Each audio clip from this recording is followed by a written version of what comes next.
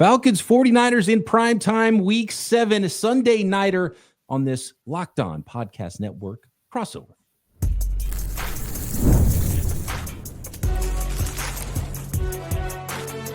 You are Locked On NFL Crossover, part of the Locked On Podcast Network. Your team every day. Welcome to another Locked On Podcast Network crossover episode. Brian Peacock here of Locked On 49ers, along with Aaron Freeman of Locked On Falcons, getting you ready for some Week 7 action. A primetime affair. Two teams battling for the playoffs right now. Two teams in a good spot record-wise. One team, I think, in a better spot personnel-wise coming into Week 7. We'll get into all of that, the biggest storylines, and a whole lot more for this 49ers and Falcons matchup in Week 7. This episode, as are all crossover Thursday episodes, presented by Prize Picks. Download the Prize Picks app today and use code LOCKEDONNFL to get $50 in lineups after you play your first $5 lineup. I told my listeners this week, Aaron, that this was a red-hot Atlanta Falcons team coming into San Francisco for a primetime matchup. What's the biggest storyline going on in Atlanta with these Falcons? And am I right about this team being hot right now? Come on, Buffalo Bills, Monday Night Football, big win. Bijan ripping off 80-yard runs. This is a scary football team right now after getting completely shellacked by the Carolina Panthers a few weeks ago. Yeah, it's red hot. The question is, will they stay red hot? Because this is you mentioned that Carolina Panthers game, and they were coming off an impressive Sunday night win over the Vikings the previous week on the road, and it was like, okay, they're going to be able to take care of business against Carolina, and they had the letdown of all letdowns against that team, losing 30-0. And so they come off this big win, the biggest win this team has had in a very long time, a very, very long time, many years, Brian. And it's the question of, can they maintain this momentum?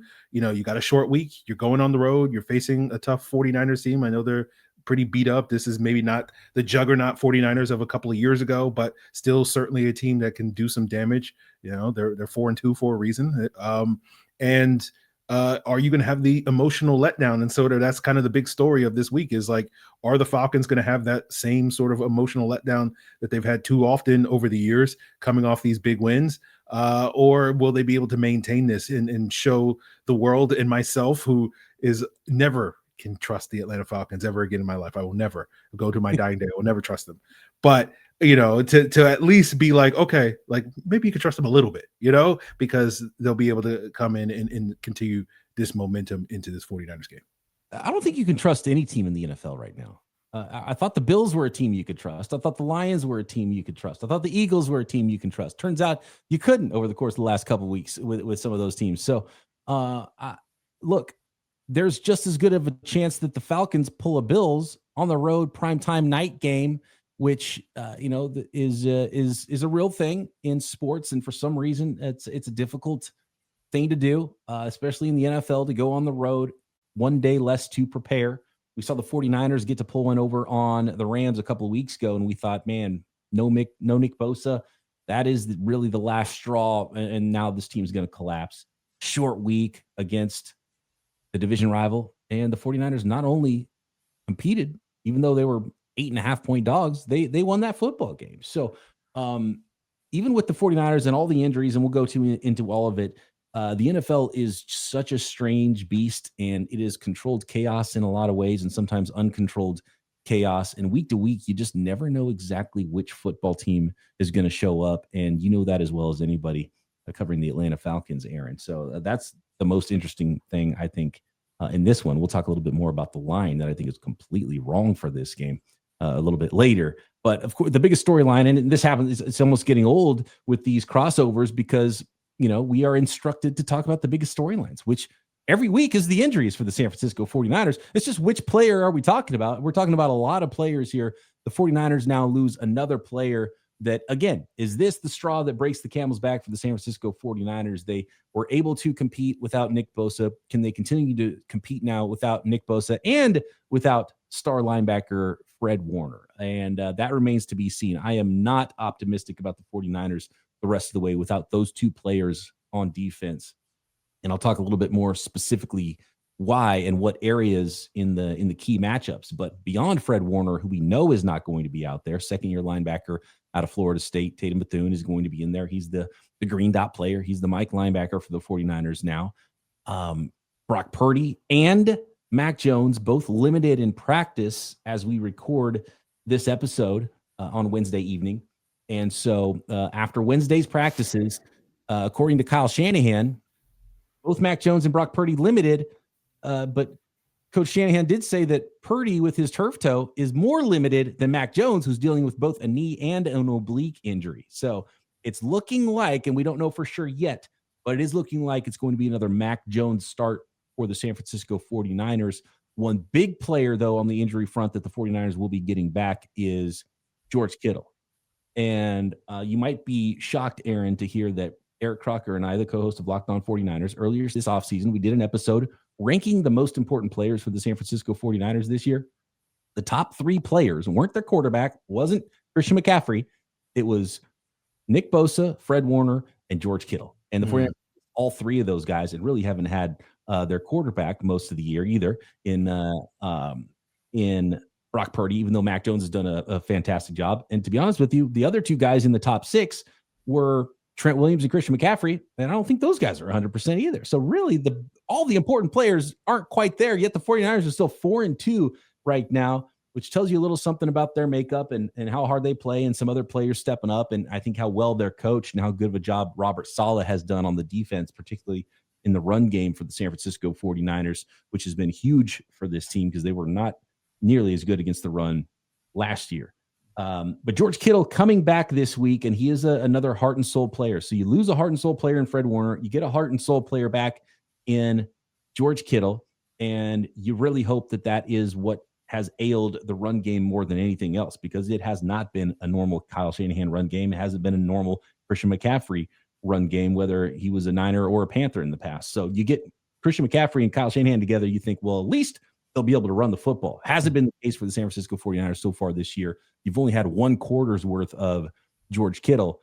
Will that make a big difference? I think it will help both run and pass for this 49ers team, no matter who the quarterback is. And that is the injury report, the weekly crossover injury report for your San Francisco 49ers that we seem to do every week. Is there anything on the injury report that's scary on the Falcons side before we get into some more key matchups and maybe even make some predictions here for week 7?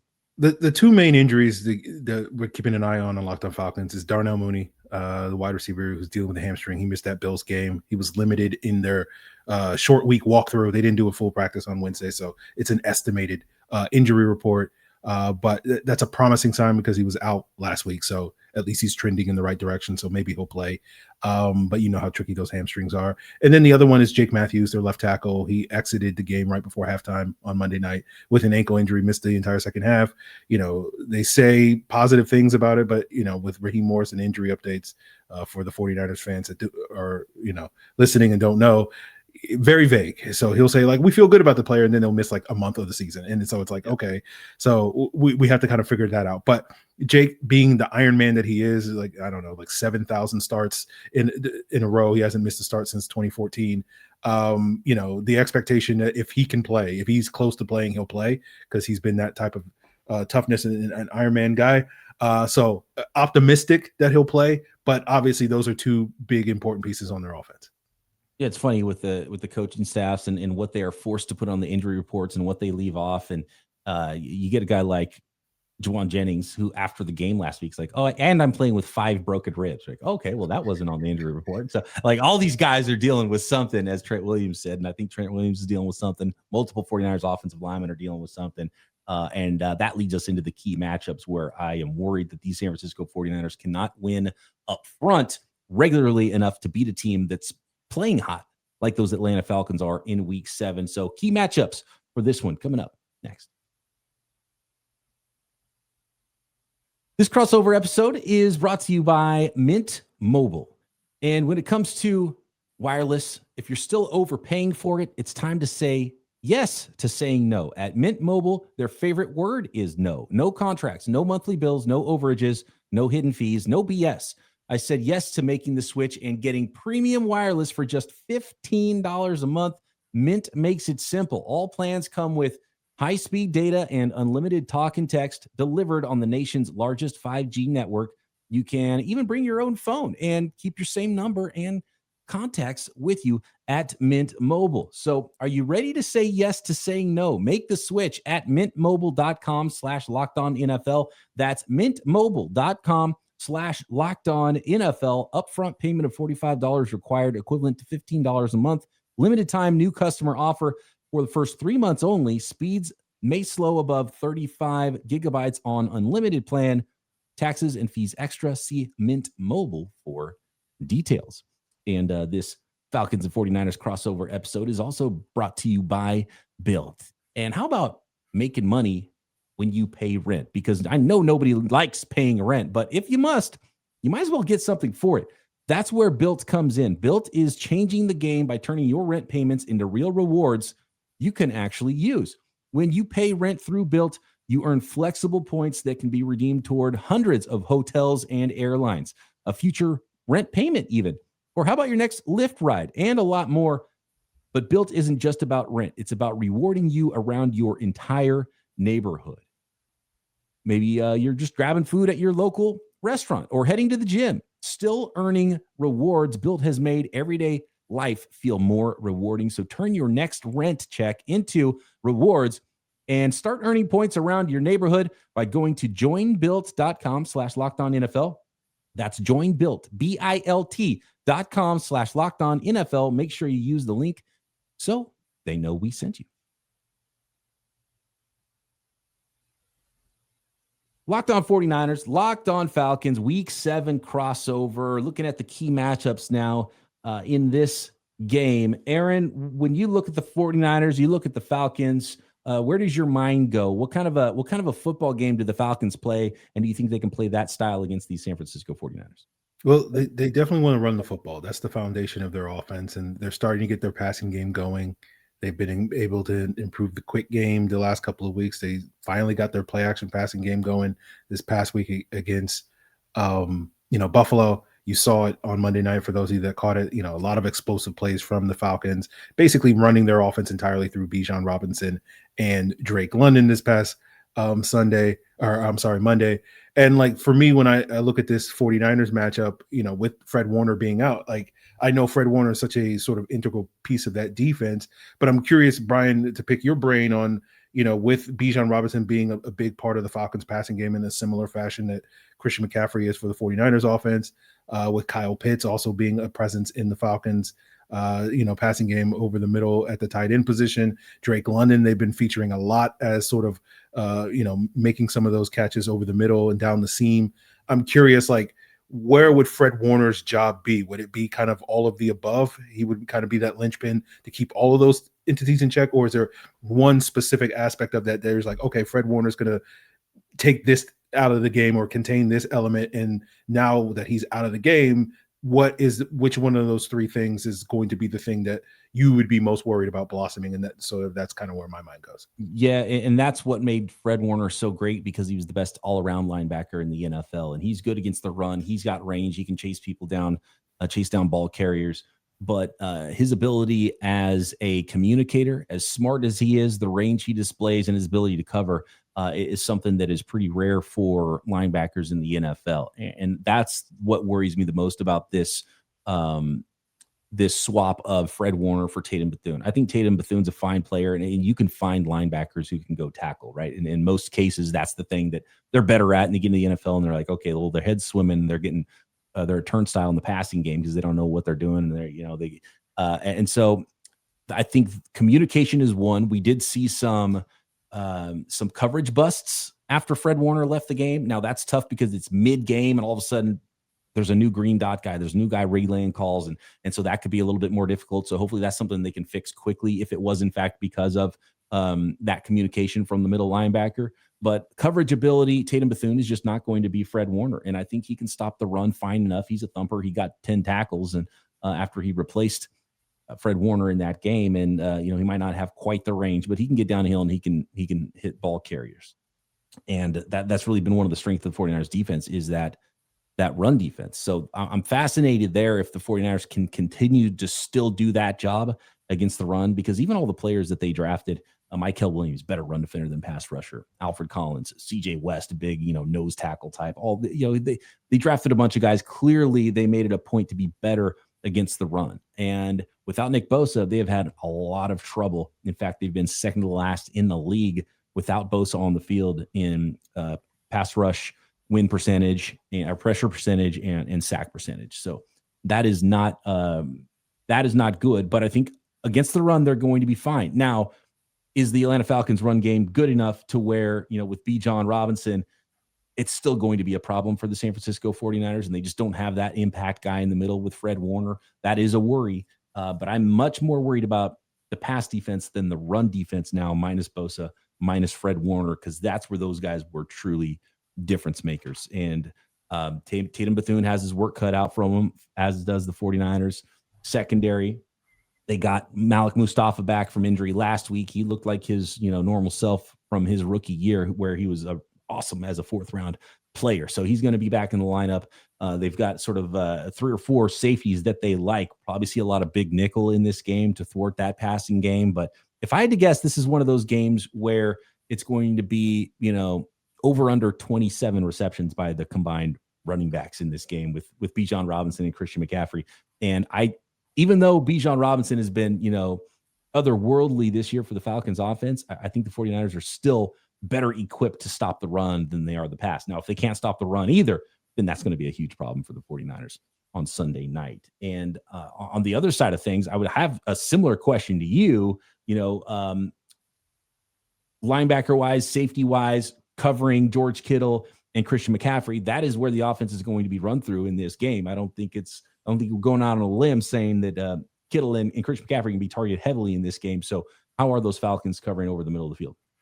Yeah, I think the worry if you're the Falcons is George Kittle being this shot of adrenaline for this 49ers offense. You mentioned it earlier with the run game. The Falcons have not been great stopping the run at all really this season. Their best run offense is their high-scoring offense. If they could just force teams to abandon the run in the second halves because they have a lead. And so Kittle can impact there as a blocker. And then, of course, the pass catching ability, Kittle being a really dynamic tight end, even at his advanced age. I think the Falcons are best equipped to deal with George Kittle than they have ever been in the history of George Kittle time. I remember that game, I think it was in 2019, where he had like 15 catches or something like that. Like, it was just basically like, he going to catch everything they throw to him, and we got to shut down everybody else. And that was their formula to beating the 49ers on that particular Sunday. But, I think with Divine Diablo, who's been a real boost to the Falcons linebacker core, given his speed, his range, and coverage ability, they're best equipped to keep maybe Kittle contained, as well as Christian McCaffrey in the passing game.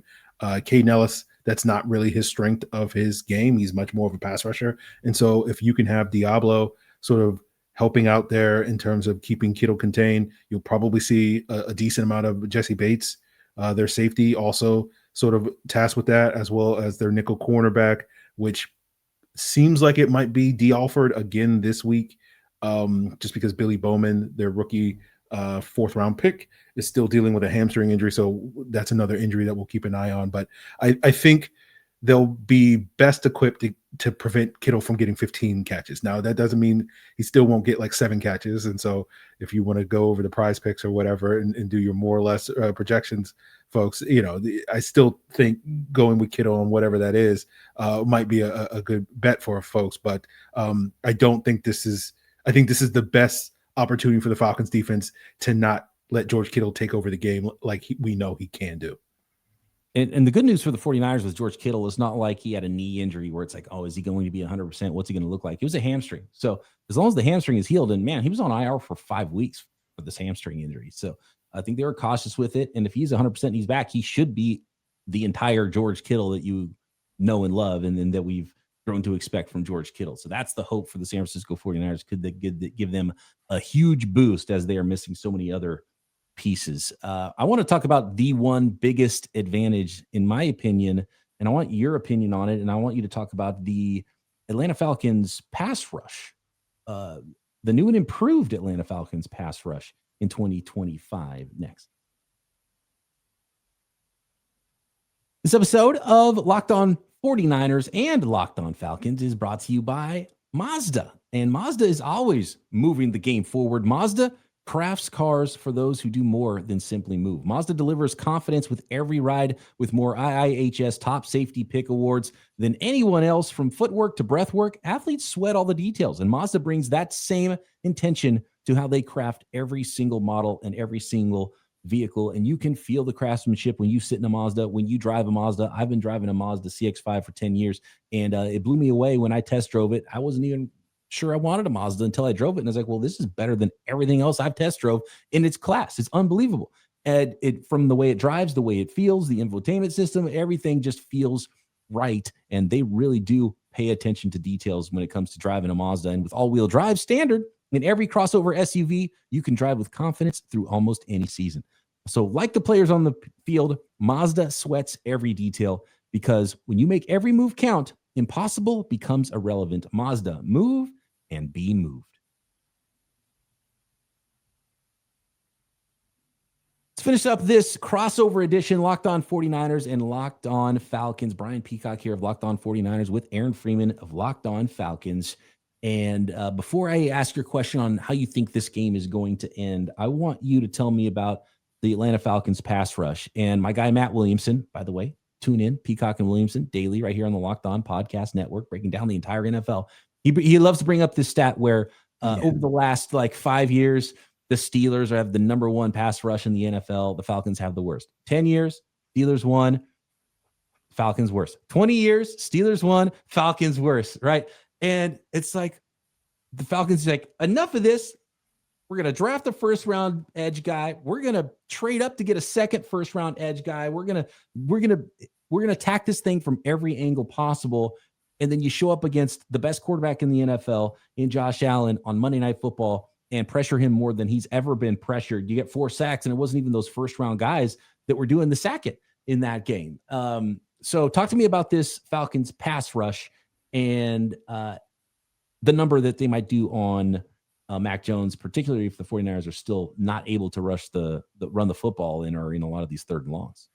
Yeah, your friend Matt Williamson. I still have the scars from every time he twists the knife, every time he puts out that stat, over the years. The Falcons were able really to get after Josh Allen with their blitz. That's really been the key to their new and improved pass rush. It's not one individual. It's not Nick Bosa out there lining up and having that one alpha dog pass rusher that is going to consistently win.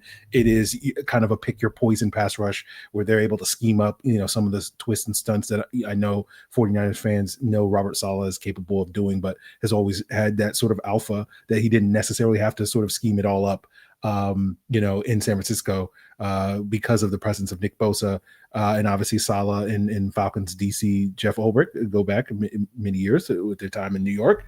And so the main difference is like Jeff Ulbrich is really leaning in on the blitz and the pressures and the simulated pressures and bringing Caden Ellis as a pass rusher, Divine Diablo, Jalen Walker, James Pierce, Leonard Floyd, none of these guys are sort of individual dominant presences, but they're all just like, whether it's stunts and twists, just being able to scheme up different ways to get those one-on-ones, get that unblocked pressure off the edge, and really it did a number on the Bills. They weren't necessarily ready for it. Obviously the 49ers will be certainly more prepared for it, but the Falcons are just kind of have to hope that, it's just going to be so overwhelming that you won't be able to stop it. And I mentioned the stat earlier with the pressure percentages, and the Falcons are, I think, 7th in the NFL in pressure percentage. They're number 2 in the NFL in sack percentage. The 49ers are second worst. So you got second worst pass rush against second best pass rush in a lot of ways in this game. Without Nick Bosa, 49ers were top 10 with Nick Bosa. So that's how big of a difference he's made as far as the pass rush goes. And so this is it's a big test for the San Francisco 49ers. And I got to be honest, I'm shocked, Aaron, that the 49ers are favored by 2.5 points. And I'm shocked that after 24 hours, it's still the same line. I thought there'd be so much money coming in on the Atlanta Falcons side, because on paper, the Atlanta Falcons are a better football team than the 49ers. And it's much more easy to paint that picture of a Falcons win than a 49ers win, in my opinion, as good as competitive as the 49ers have stayed through all these injuries. So how do you see this one going? Painting pictures. What does the picture of the Falcons win Sunday night look like? Yeah, I think FanDuel is like me. They don't trust the Falcons, given some of the things that have gone on over the years with the Falcons and being on that roller coaster. But yeah, I was too a little shocked to see the line open up at that point, and it quite hasn't moved. But I think once we get an official update on Brock Purdy probably at the end of the week, that will probably be the thing that will sort of catalyze that one. But which I don't think it matters that much. So jump on it now because I've been telling Locked On Falcons listeners to hammer that line now so that you can take advantage of that. That was the time to do it because they're both quarterbacks are banged up. So it's not like you're going to get 100% quarterback out there this weekend. Yeah. So I feel like, again, going back to what I said, I have been let down by the Falcons coming off a big win before. And so I am prepared for that. But at the same time, look, I say you only live once. So I say this is the week where the Falcons get that monkey off the back. They make me a believer. They say, Aaron, you can trust us. And I think this is going to be a close game. It's going to come down to the final minutes. I know Eddie Pinheiro, who chose the 49ers over the Falcons as their kicker, has had a better season than the Falcons kicker and John Parker Romo. And so if it does come down to a field goal, that does favor the 49ers in a close football game. So it's kind of a toss-up game to me, but I do feel like the Falcons, if they can do what they have done the last 2 weeks against Washington, against Buffalo, and continue that, they should be able to take care of business against the 49ers. I'm glad you brought up Eddie Pinheiro because this has to become an Eddie Pinheiro game because he turned down the Falcons to sign with the 49ers. Those were his two choices, and he chose the 49ers over the Atlanta Falcons. So, of course, it's going to come down to an Eddie Pinheiro kick, right? So I painted the picture of the 49ers, a team that should be an underdog in this game instead of being favored by 2.5. I think they can be competitive. Kyle Shanahan has shown an ability to scheme up an offense, and that's really the key to this one. Does George Kittle help in the run game? Can the 49ers march down the field, get the ball out quick so you can nullify that pass rush from the Falcons? And then I'm kind of been surprised that Robert Saleh hasn't done the Ulbrich blitz heavy thing. The 49ers have blitzed the same or actually less after Nick Bosa, yet still got no pass rush. So I wonder if that's going to change at some point. And, a young quarterback in Michael Penix, you got to get pressure on him. And so I think that's one of the keys. We do have a couple minutes left here. Can you talk to me a little bit about Michael Penix? What are we seeing from him? It's been pretty solid. Like that Carolina game you mentioned was rough, right? And he got straight up benched in that game, right? No, it was just Raheem Morris. Like fourth quarter, he's basically game's over. We're putting the backup in. You saw a couple of times with Kirk Cousins. And so that wasn't a bench, but it came immediately after he threw a really bad interception, so it looked like that. And then he bounced back the following week against Washington and played, I think, arguably his best game of his career. And didn't quite play at the elite level last week against Buffalo, but was really just kind of just point guard. Give the ball to Bijan, give the ball to Drake London, and let them take care of business. And that's kind of what you want with your young quarterback. And so I think he's progressing at a steady rate. We'll see how he handles this road matchup. So far this season, he hasn't been stellar on the road. He was fine against Minnesota, but that game was really just hand the ball off to the running game and just let them cook, as opposed to the quarterback going out there and winning. So this will be a great opportunity to see him tested in a hostile environment against this 49ers team. Yeah, and sneaky familiar opponents too. You mentioned Ulbrich and Robert Saleh connection, and then you've got the Shanahan McVay tree as well. And so I don't think there's going to be a lot of secrets in what these teams are trying to do on Sunday when the Falcons meet the 49ers at Levi Stadium. Primetime, back-to-back primetime affairs for the Atlanta Falcons. So that's what kind of team this is. The Atlanta Falcons, this is a primetime football team. Can they keep the winning streak going? It's going to be a lot of fun, and it's always a lot of fun chatting with you, Aaron. Appreciate you doing the crossover with me this week. And you guys got to check out Locked On Falcons and Locked On 49ers daily right here on the Locked On Podcast Network. And if you want more Locked On and you want more football, subscribe to Peacock and Williamson, myself and Matt Williamson, breaking down the entire league daily right here on the Locked On Podcast Network.